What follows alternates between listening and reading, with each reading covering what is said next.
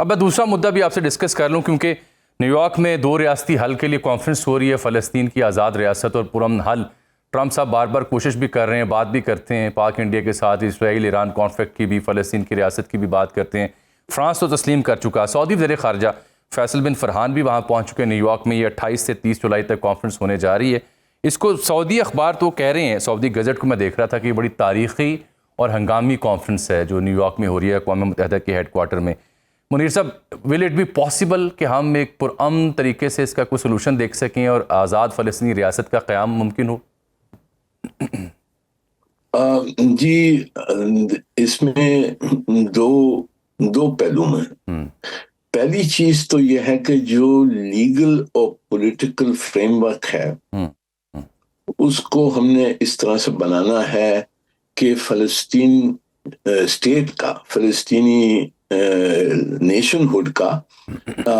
جو امکان ہے وہ irreversible ہو جائے لیگل اور پولیٹیکل طریقے سے۔ تو اس کانفرنس کی سب میں یہ اہمیت یہ ہے کہ یہاں پوری دنیا سے منوایا جائے گا کہ 2 اسٹیٹ سلوشن ہونا چاہیے، پیلسٹینین اسٹیٹ ہوڈ ہونا چاہیے، پیلسٹائن کو یونائٹڈ نیشنز میں ایڈمٹ کیا جائے as a state, as a full member of the United Nations. تو اس طرح سے ایک لیگل فریم ورک بن جائے گا جس کو پھر واپس ہٹانا، واپس ریورس کرنا اسرائیل کے لیے مشکل ہو جائے گا۔ تو یہ تو پہلا ایک آبجیکٹو ہے،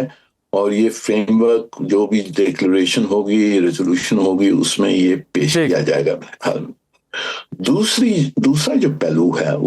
وہ امیجیٹ جو پہلو ہے وہ یہ ہے کہ ہم نے غازہ میں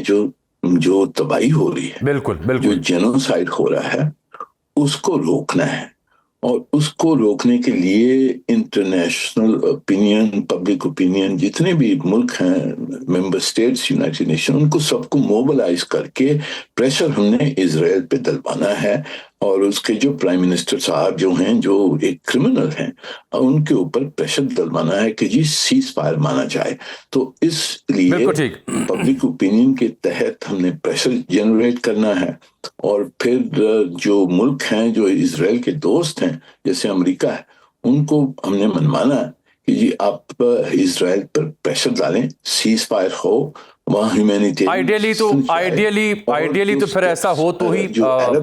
آئیڈیلی کاش ایسا ہو سکے، لیکن آن دی کنٹری منیر اکرم صاحب، ہمارے یہاں پاکستان میں ایک اور ڈیبیٹ رہی، وہ ابراہیم ایکارڈ کو لے کر رہی۔ امریکہ اس کو جس طرح سے پرسو کرتا ہے، پھر جس طرح سے جو گلف سٹیٹس ہیں ان کا جو اس میں کردار ہے، اور ان ریاستوں کا جو پہلے ہی تسلیم کر چکی ہیں، پاکستان ایٹمی طاقت ہے، انڈونیشیا سب سے بڑا آبادی والا مسلم ملک ہے، تو یہ اب ان 2 اہم ملکوں میں بالخصوص انڈونیشیا اور پاکستان میں تو یہ ڈیبیٹ آ رہی ہے۔ ابراہیم ایکارڈ اور مشرق وسطیٰ کی ریاستیں اور پاکستان، ہم کہاں کھڑے ہیں؟ ہماری پوزیشن کیا ہے؟ کیا ہم امریکہ کے دباؤ میں آ کر کچھ ایسا فیصلہ کر سکتے ہیں؟ یہ دیکھیں، میری تو یہ رائے ہے کہ اس میں ہم یہ جو ریکگنیشن کا سوال ہے اور ابراہیم ایکارڈز کی جو ایکسپینشن جو امریکہ چاہتا ہے، اسرائیل چاہتا ہے، وہ جب تک کہ فلسطینی اسٹیٹ ہوڈ نہیں مانا جائے گا، 2 اسٹیٹ سلوشن نہیں مانا جائے گا، جب تک کہ جو فلسطینیوں کے خلاف جو جینوسائیڈ ہو رہا ہے وہ نہیں رک جائے گا، جب تک یہ سب چیزیں نہیں ہوں گی تو ریکگنیشن ہمارے لیے اور دوسرے مسلمان ملکوں کے لیے ریکگنیشن بڑا مشکل ہے، اور یہ ناجائز ہوگا کہ ہم سے یہ پوچھا جائے کہ ہم ان حالات میں جب فلسطینیوں کے خلاف جینوسائیڈ ہو رہا ہے، جب statehood, Palestinian statehood نہیں مانا گیا ہے، جب ویسٹ بینک کے اوپر بھی وہ اب حملے شروع ہو گئے ہیں، سیٹلر ایکسپینشن وہاں شروع ہوتی، ان حالات میں تو میرے خیال میں ناممکن ہوگا مسلمان ملک جیسے پاکستان ہے یا انڈونیشیا ہے یا سعودی عرب ہے،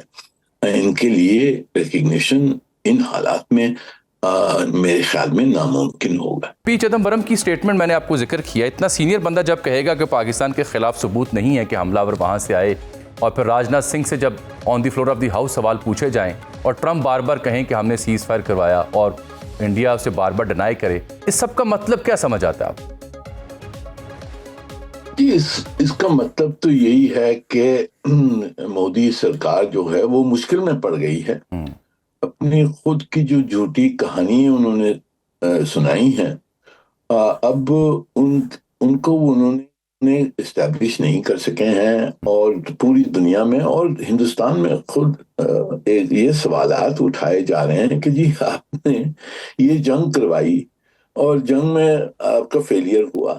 اور اس کا مطلب کیا تھا اور کیوں کروائی. اور میرے خیال میں یہ صحیح سوال ہیں جہاں پوری دنیا میں اٹھے ہوئے ہیں کہ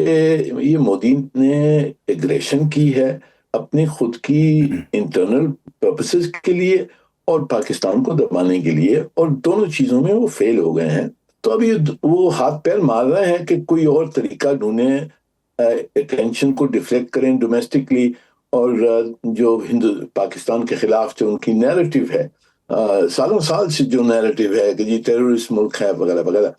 اس کو بڑھایا جائے. تو یہ کوششیں پہلے بھی کی ہیں انہوں نے. اب شاید وہ زیادہ سوفسٹیکیشن سے کریں. وہ پہلگام میں جو فالس فلیگ کیا تھا وہ تو بالکل ہی ایک ایمیٹر ٹائپ آف پلان تھا. تو شاید اب ان کی اور کوشش ہو زیادہ سوفسٹیکیٹڈ طریقے سے کریں، پر ان کے جو ارادے ہیں وہ تو صاف ہے، ظاہر ہے کہ وہ چاہتے ہیں کہ ڈومیسٹک اوپینین کو واپس اپنی طرف لے آئیں اور پاکستان کو جتنا وہ گندا کر سکیں وہ کریں. اچھا، ان دی ویک آف دس سوال جی، پہلگام سے آنورڈ جو پاک انڈیا کانفلکٹ ہوا، اب یہ نیا آپریشن مہادیو، اس سب کو دیکھتے ہوئے پوری آپ نے عمر گزاری ہے یورپ میں بھی، جاپان میں بھی، یو این میں بھی، سفارتکاری کے محاذ کو آپ نے دیکھا ہے.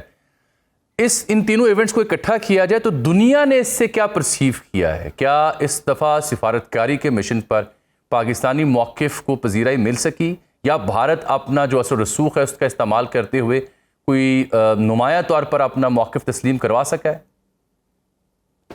جی جیسے میں نے ذکر کیا، ہندوستان کی اس میں بہت بڑی ناکامی ہوئی ہے. شروع سے جہاں سے انہوں نے یہ پہلگام کی کہانی بڑھائی، اس میں جتنے بھی نقطے تھے جو کنٹرڈکشنز تھے وہ ایکسپوز ہو گئے ہیں. پھر آپریشن سندور کیا، اس میں بھی ان کو جواب ملا ہے پاکستان سے. 6-7 جہاز گر گئے ہیں، اور ہماری جو بنیاد مرصوص کی آپریشن تھا اس سے ان کو بہت نقصان ہوا، ان کے اڈوں پہ نقصان ہوا ہے. وہ اب نظر آ رہا ہے. باخبر رہیے ہر جگہ ہر وقت بر وقت. ابھی سنو نیوز کا یوٹیوب چینل سبسکرائب کریں اور بیل آئیکن پر کلک کریں اور جانیے ملکی اور غیر ملکی حالات و واقعات یقین کے ساتھ.